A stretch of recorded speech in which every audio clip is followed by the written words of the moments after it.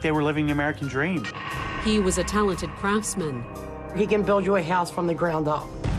She was a successful businesswoman. She was the hustler, the go-getter. She was the moneymaker. But her success didn't come without cost. They had their arguments. I heard him saying, "You have 5 kids at home that want you to come home." And on the evening of January 2nd, 2006, their conflict came to a violent end. Tony was pronounced dead at the hospital. The stress, the overload, the money, it all just really pushed her too far.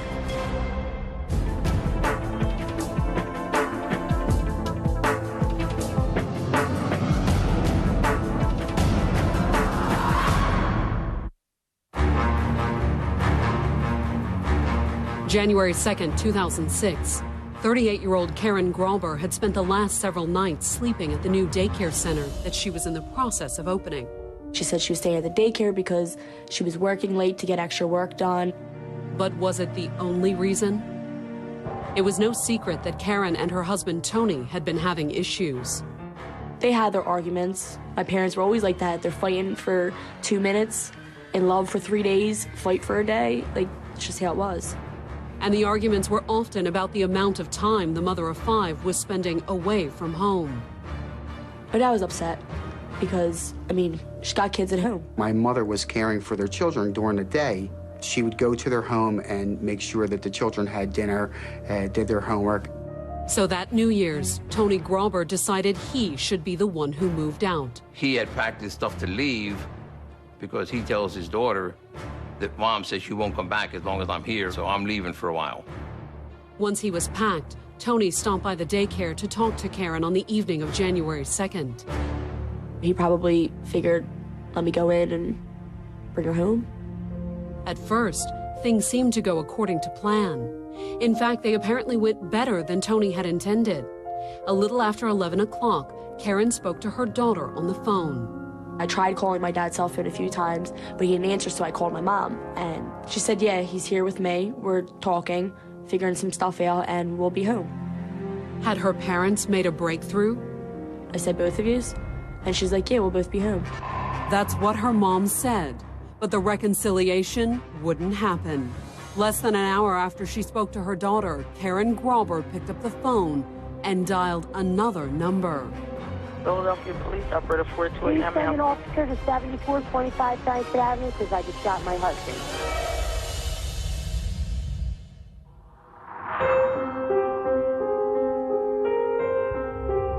Tony Grauber was Karen's second husband. They had met 17 years earlier, near the end of her first marriage. She got married at a very early age, and I understand that it was somewhat rocky. The marriage had given Karen a daughter, however. They weren't together very long after I was born. And when Tony met Karen in 1989, he was immediately attracted to the free-spirited 22-year-old. Mom was very, free, fun, loud, eccentric. She was just crazy and wild. Although she was technically still married, Karen and Tony were soon a couple. I liked her. I mean, she was nice, she was funny. I liked her because she made my brother very happy.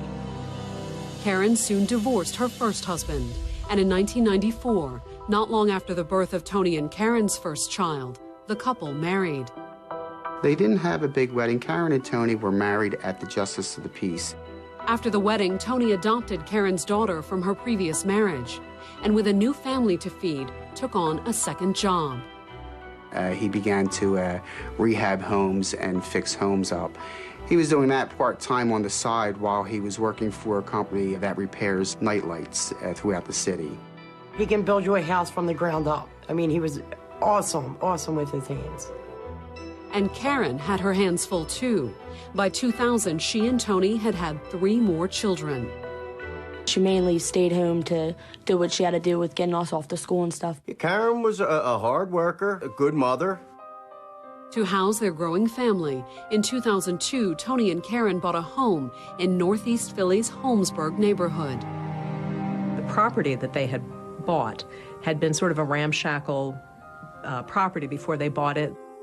A few years of sweat equity later, Tony had transformed the ramshackle old house into the envy of the neighborhood. Their home had become like a gathering place for children in the neighborhood. Obviously, when you have 5 kids and a swimming pool and a big yard and swing set, and it's going to be a magnet for, their children's friends. More than a magnet, actually. Karen was running an unofficial after-school program for half the neighborhood. We had some kids that would come, my mom would babysit them, so it was more on top of what was already going on. I mean, there was 5 of us. She was really nice.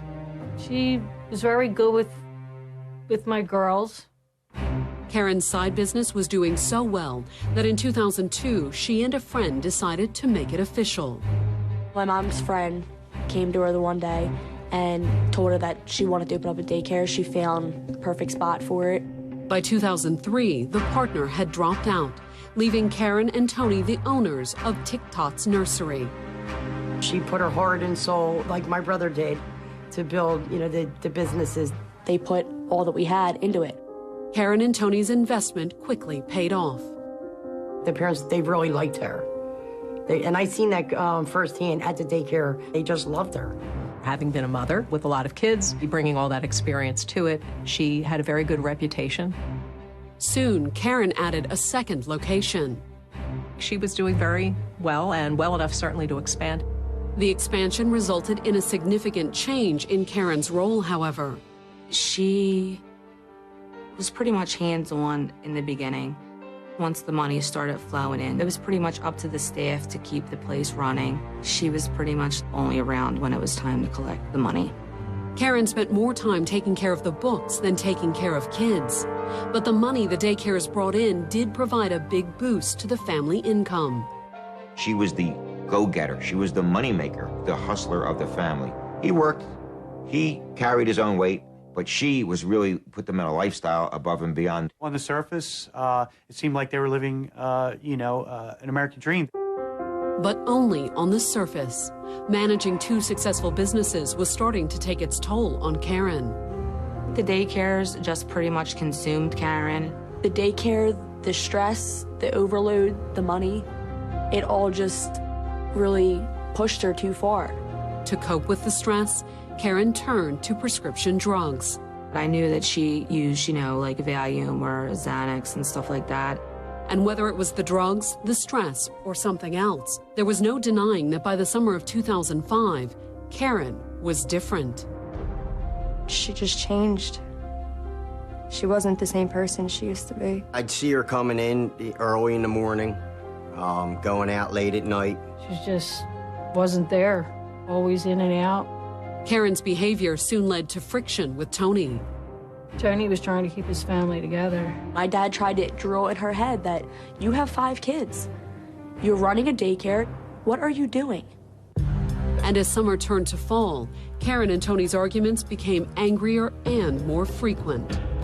We would listen at the top of the stairs, and we knew what was going on. A lot of their fights were verbal. But were all the fights just verbal? But Tony did love his wife. He did.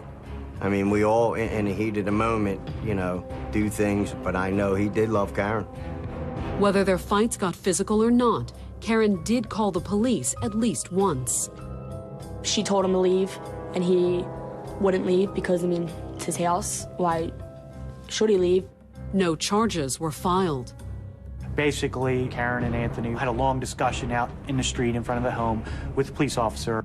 But the incident did result in a temporary restraining order against Tony. She had sought a protection from abuse order at one point. Mostly, she simply avoided Tony. With her marriage in turmoil, Karen had recently reconnected with an old friend named Billy Weiss. Billy was like a mutual friend. I believe he was Karen's friend before, he actually met Tony. He was a really nice guy, but he got in trouble sometimes. And by 2005, Karen's old friend had fallen on hard times. Separated from his wife, his health failing and partially dependent on a wheelchair, he seemed to appreciate Karen's company. That's where she would go and get away from my uncle and do whatever she wanted, I guess.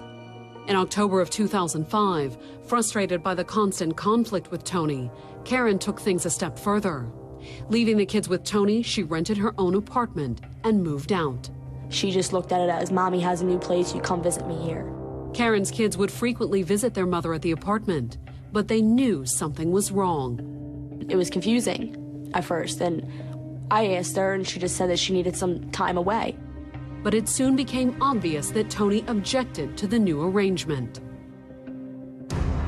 It was almost Halloween. Karen was planning to go to a party that night and had spent the afternoon shopping for costumes with her niece, Christina. She said, I need to get ready, get dressed before your uncle comes here. And I said, oh, why? And she's like, oh, because he'll stop me from going out.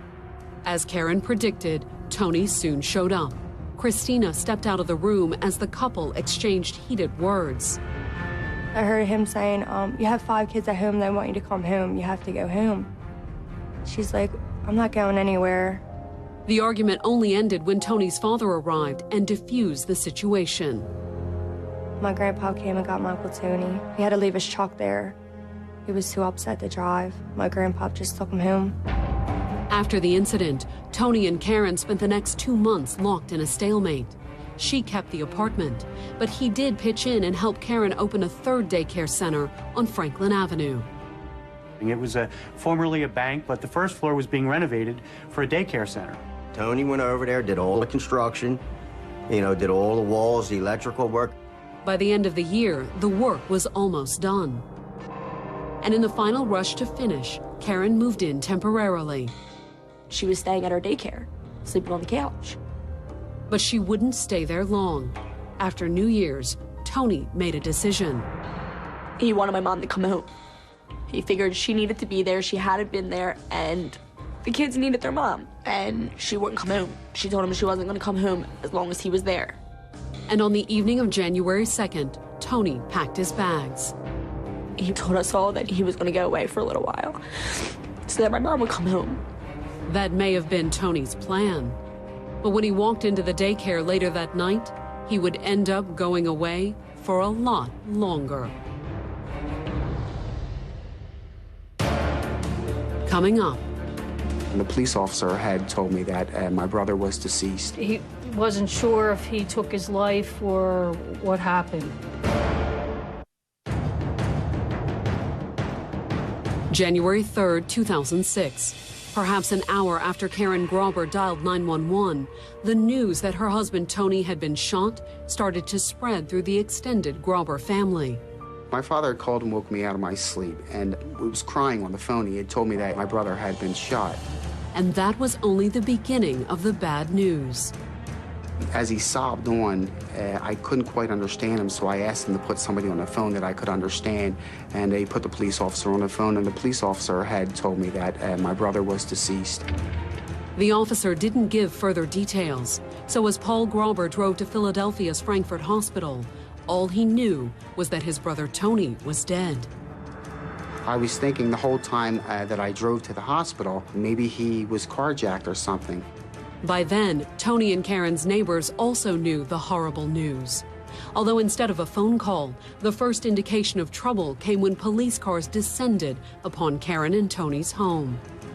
The lights were flashing, and I said to my wife, I woke her up, I said, something's wrong over there. My husband finally got a hold of Tony's dad on the phone, and I remember him saying, that he wasn't sure if he took his life or what happened, but he didn't make it. A suicide or a carjacking would have been shocking enough, but the true reason for Tony's death was even more devastating.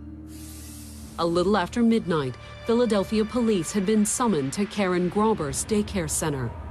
Philadelphia police, operator 428. Please send an officer to 7425 Frankfurt Avenue because I just shot my husband. 7425 Frankfurt Avenue. Where's your husband at now, ma'am? He's on the floor. He's been shot. Inside, police had found Tony Grauber lying in the daycare's office. He's face down on the floor. Tony had still clung to life as the EMTs loaded him into the ambulance.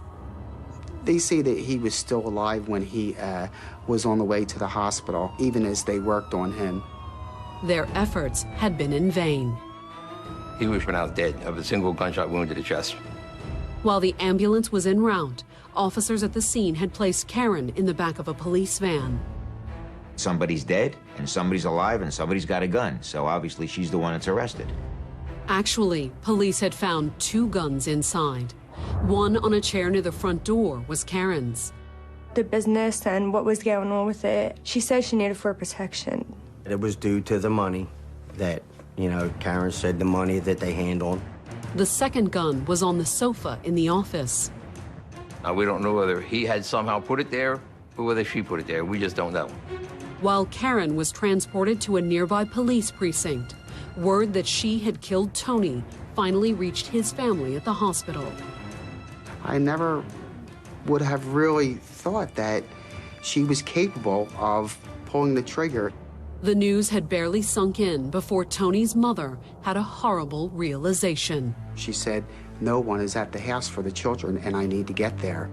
She arrived moments before Karen and Tony's 5 children came downstairs. My brother heard the cops banging downstairs, and he came upstairs and woke me up. But by that time, my grandma was already there. And it was their grandmother, not the police, who gave Karen and Tony's kids the awful news. My grandma told me, your mom shot your dad, and he's dead.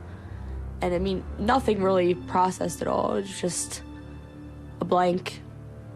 I had no feeling. I lost all feeling, I guess.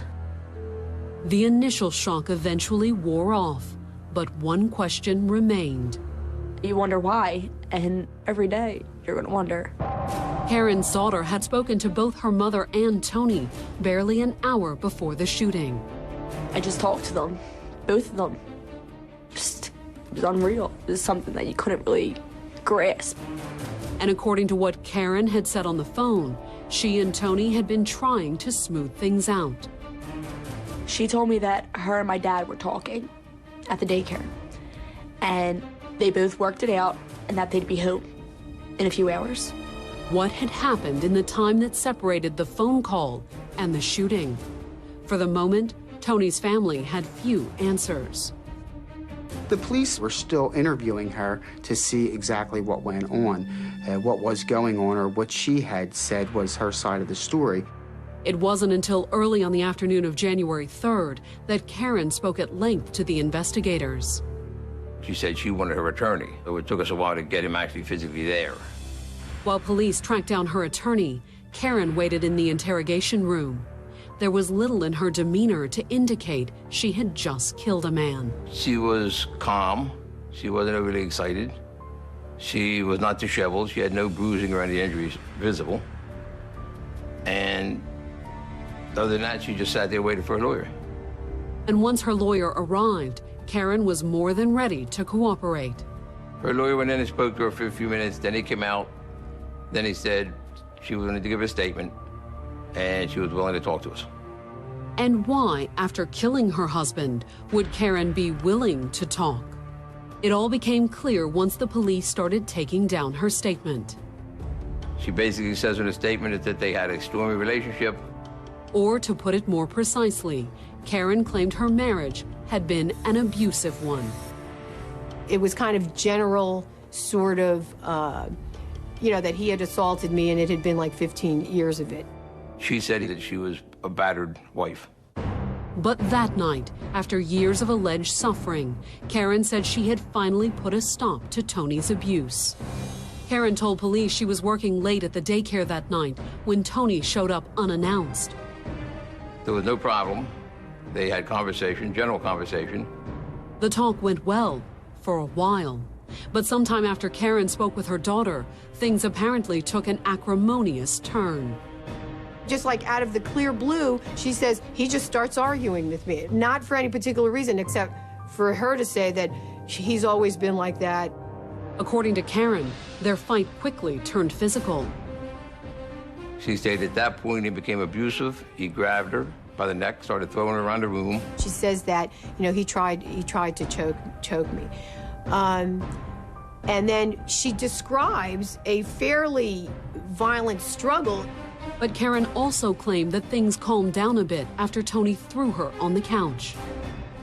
She says, well, he's choking me and he threw me down on the couch, but then I said, could I get a cigarette? And he allows her to get up. Karen said she'd gone over to the desk and grabbed something from her purse, but it wasn't a cigarette. The way she explained it, she had tricked Tony into believing that she was going to get a cigarette out of her pocketbook and pulled her gun out. But according to Karen, the gun had done little to stop Tony.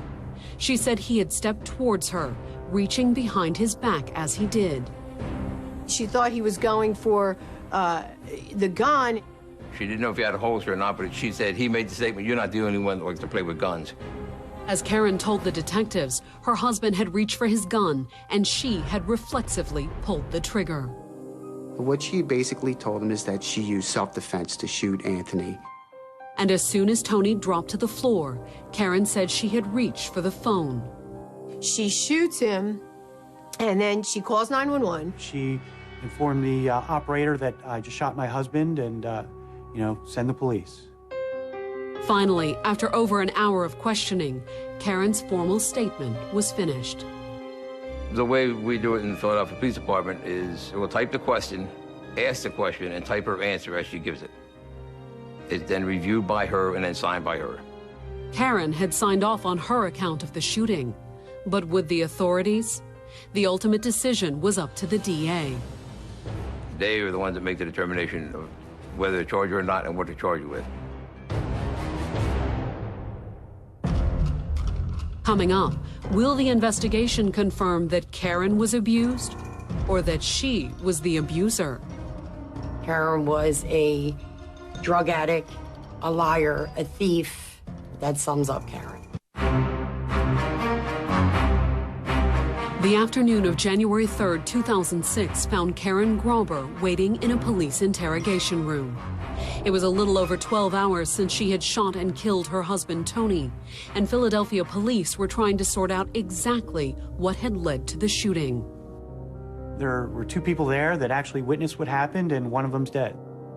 According to what Karen had just told police, she had acted in self-defense.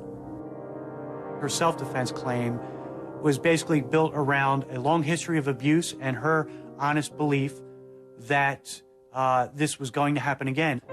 But was her claim enough to convince the authorities? While Karen waited at the police station, the DA had a decision to make: charge her or let her go. She gave her a statement, and that statement was reviewed by the district attorney's office. At first glance, Karen's statement appeared to be fairly forthcoming. She didn't seem to be hiding anything. I mean, she admits she shot him. She admits she didn't see a gun. But there were also several things in Karen's statement that didn't appear credible to the authorities. For one thing, after supposedly throwing her onto the couch and choking her, Tony had let Karen up in order to get a cigarette. The fact that he would fight with her like that and then let her go to her pocketbook, knowing she carries a gun, that's a little suspect. And even if Tony hadn't known about the gun, the story still sounded odd to the investigators. That she showed no physical signs of abuse.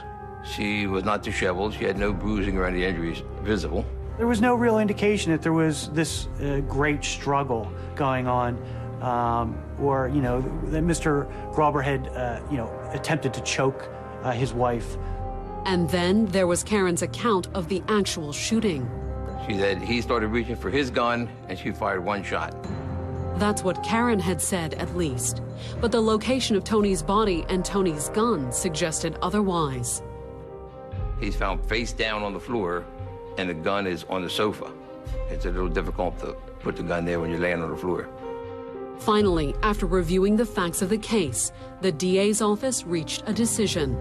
Around 8:30 p.m., the detective stepped into the interrogation room where Karen was waiting with her attorney and placed her under arrest. She was upset the fact that she was getting arrested. I think she believed that her statement would vindicate her if she would walk away. Once she was booked on murder charges that afternoon, it would be up to the courts to decide. Karen was charged with a general murder charge, which is a common practice in Philadelphia. The district attorney's office doesn't select a first-degree or a third-degree murder or even a second-degree murder from the outset. They let a court decide where they want it to go. Tony's family had already reached their decision, however. We wanted her to get first-degree murder because we believed that my brother was murdered. And Karen's allegations of abuse at Tony's hands? The family took a very strong stance because they felt that Karen was dragging their loved one's name through the mud. She was throwing accusations around to defend herself. The accusations made by Karen against my brother, I had every reason to shoot and kill him. He was abusing me. It was not true. In all the years growing up, I've never seen my dad physically abuse my mom. With Karen in custody, held without bail for shooting her husband, police followed up on her claims of spousal abuse. A quick canvass of the neighborhood revealed little. That prior summer in '05, neighbors recalled a couple of police cars showing up late at night, one night at the home. A search of police records did verify the neighbors' claims. We pulled radio calls. There were disturbances, and some of them were domestic in nature. Those disturbances had once been enough to convince a judge to issue a temporary restraining order against Tony.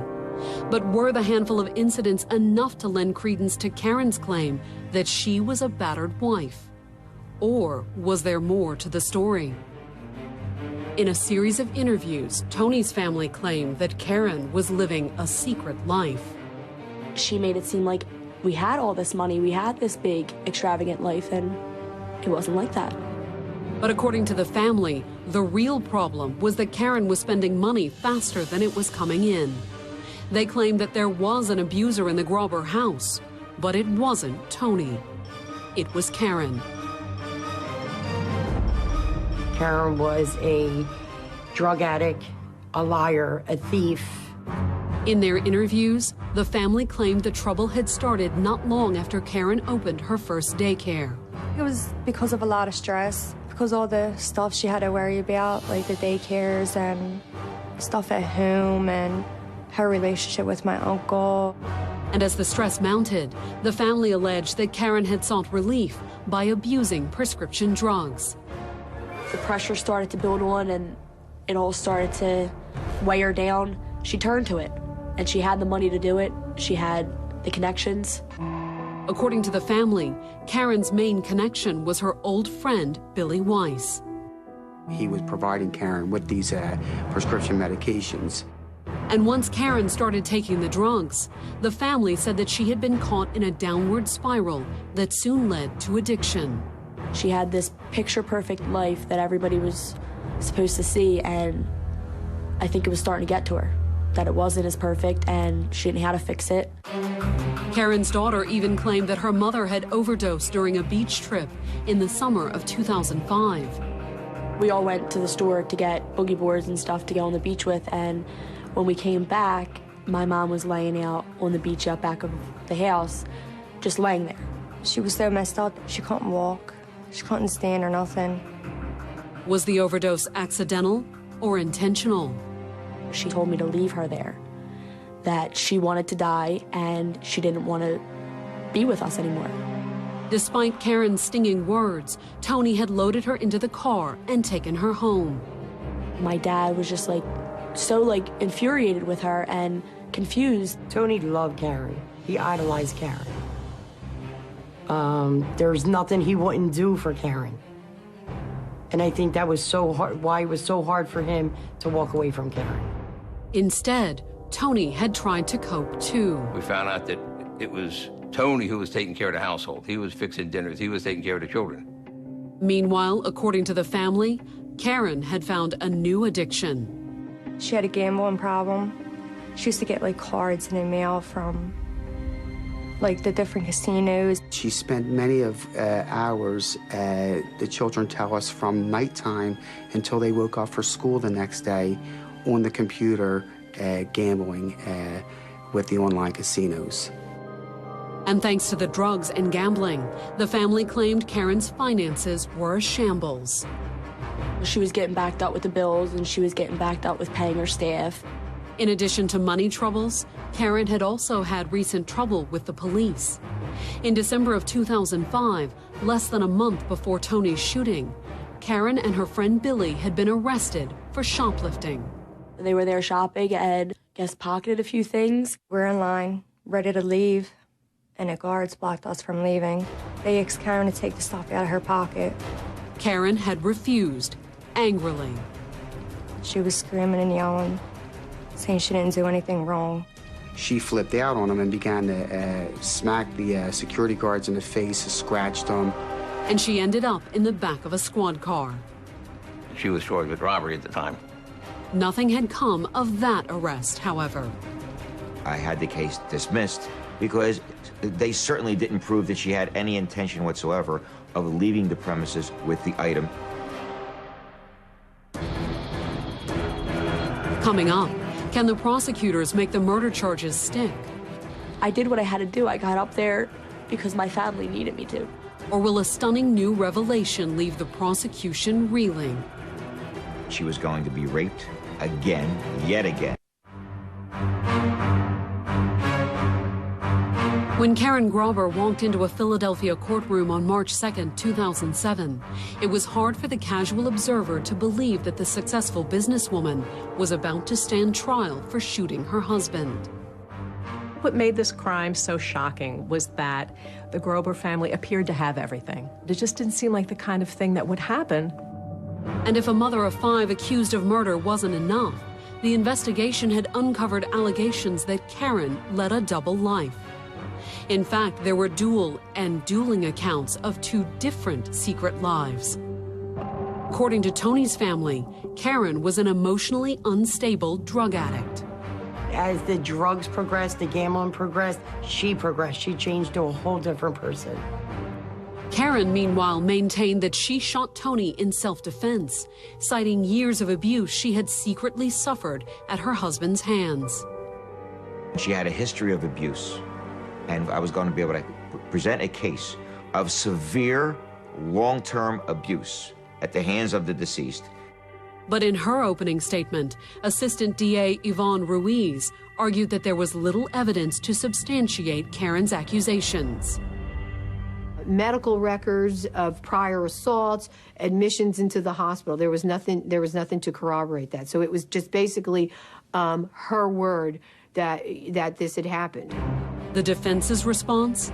In his open, Karen's attorney reiterated her original claims of abuse. In the opening statement, Mr. Peruto talks about a series of physical altercation that had occurred between the defendant and her husband, Anthony. And then, to everyone's surprise, he upped the ante, adding a significant new detail to Karen's story of an abusive marriage. He also talks about sexual assaults, and he also talks about rape. She was going to be raped again, yet again, by the deceased. She was tired of it. She had been abused for several years, and she finally pulled the trigger. The accusation reverberated through the crowded courtroom like a shot. I certainly don't believe that my brother ever raped Karen. I know that to be a lie. The prosecution didn't believe it either. They started presenting their case with police testimony, attacking Karen's story that Tony tried to pull a gun. When the police get there, his gun is laying on a sofa cushion. It's difficult for him to put it there. Prosecutors also had a witness to testify that there had been no signs of trouble brewing between Karen and Tony that night. Karen's own daughter. As late as about 11:30, she spoke to her mom. And her mom said, you know, that Anthony was there, that they were just talking. In what would be one of the trial's most riveting moments, Karen's daughter took the stand and testified against her mother. The whole time, her eyes were pinned on me. She was like, wanting me to stare at her, wanted me to feel sorry for her, but I did what I had to do. What she did was tell jurors about the phone conversation she'd had with Karen barely an hour before the shooting. That's when she told me she was at the daycare with my dad talking, and that they'd both be home in a little bit, and she'll see us in the morning. There had been no indication of a fight. And while Karen's daughter did admit that her parents often argued, she said their fights were never physical. If somebody was touched, it was because they were in each other's faces and they just, like, they needed backup, you know? It wasn't like punching or abusing. So why would Karen kill Tony? His family certainly had a strong opinion. She wanted to be free. She didn't want to have a husband. She didn't want to have kids. She wanted to live life in the fast lane. During the investigation, the family had provided police with detailed allegations about everything from pill popping to shoplifting. Had Karen's supposedly drug-fueled downward spiral led to Tony's death? We just felt as though there was a direct correlation. But whatever role it played in Tony's death, the DA couldn't delve into Karen's erratic behavior in the months before the shooting. She could not use that in court because that would be considered just defamation of character. You can only introduce convictions, and there are only certain kind of convictions that you would be able to introduce. It's very limited. But did those limits hurt the prosecution's chances for a conviction? Not necessarily. The Commonwealth does not have to prove motive, and in fact, the jurors are instructed on that. The prosecutors may not have provided a motive for the shooting, but when the defense started presenting its case on March 6th, Karen's attorney was quick to offer one. And according to the defense, it was a motive that absolved Karen of any crime. What her defense was is the battered women's syndrome, that there had been years of these physical assaults. The progressive abuse got worse and worse and worse to the point where it was just a horrific situation for her to be in. And to describe just how horrific her situation was, Karen took the stand in her own defense. I absolutely positively have no choice but to put her on the stand so the jury could hear why she pulled this trigger. In her testimony, Karen took jurors back to that fateful January night. She told them she was staying at the daycare because years of escalating abuse had left her at the end of her rope. She's sleeping at this place of business so she would not have to confront him. Basically, she did everything she could to avoid him. According to Karen, things had started out well enough when Tony walked into the daycare that night. They had even had a nice talk, the conversation she had alluded to when her daughter called. But Karen also testified that Tony's demeanor had changed shortly after she had hung up the phone. The defense wanted to believe that there was a heated argument that had developed between Mr. and Mrs. Grauber. Like a clock, he turns around and he's absolutely abusive again. According to the defense, Mr. Grauber physically choked Mrs. Grauber.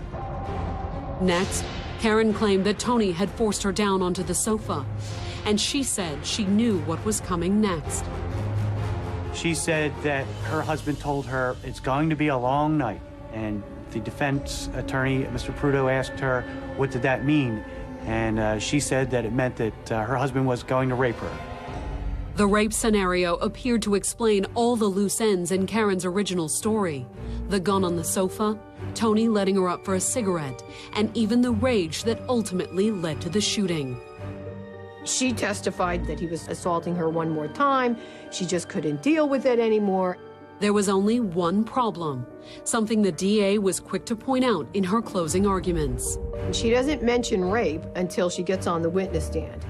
Karen certainly hadn't said anything about rape during the initial investigation. In fact, the word didn't even appear in her formal statement.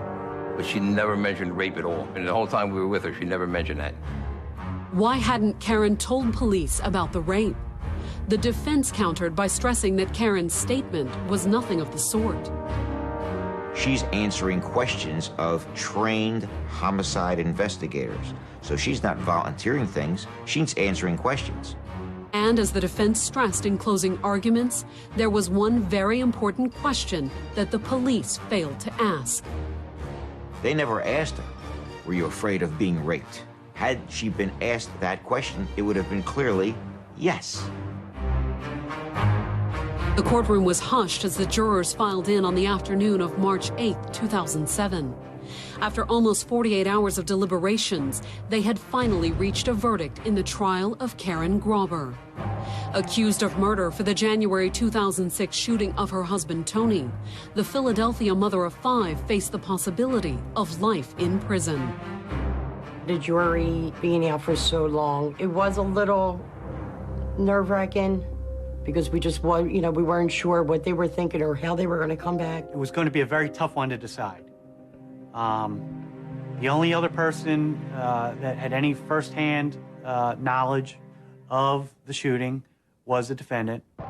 In emotion-packed testimony, Karen had recounted suffering years of abuse at Tony's hands. She had even accused him of rape, something Tony's family didn't believe for an instant. She cried wolf, she cried spousal abuse, she cried anything that she could, lie after lie. True or not, Karen's allegations had apparently played on the jurors' sympathies. When the verdict was read, they opted to find her guilty of voluntary manslaughter, a lesser-included charge. Voluntary manslaughter basically allows the jury to say, well, we don't think the prosecution proved that she intended to murder her husband. The guilty verdict was little consolation for Tony's family. It was far below what we thought that she should have gotten, but at least it was something. We didn't want her to be acquitted. We knew that, she was guilty and she deserved to be punished. Theoretically, the manslaughter conviction meant Karen faced a maximum of 25 years. But at her sentencing on March 17th, the punishment the judge handed down was far less. She ultimately received the mandatory minimum of 5 to 10 years. Why the light sentence? Karen's attorney called it a vindication for his client. He's a tough judge, and he gave her that minimum because I believe that he was moved by her testimony. Karen's own daughter has been less than moved by her mother's statements, however. Until she really is sorry, I don't think she should come home. And I don't think she'll ever truly be sorry. I don't think that she cares.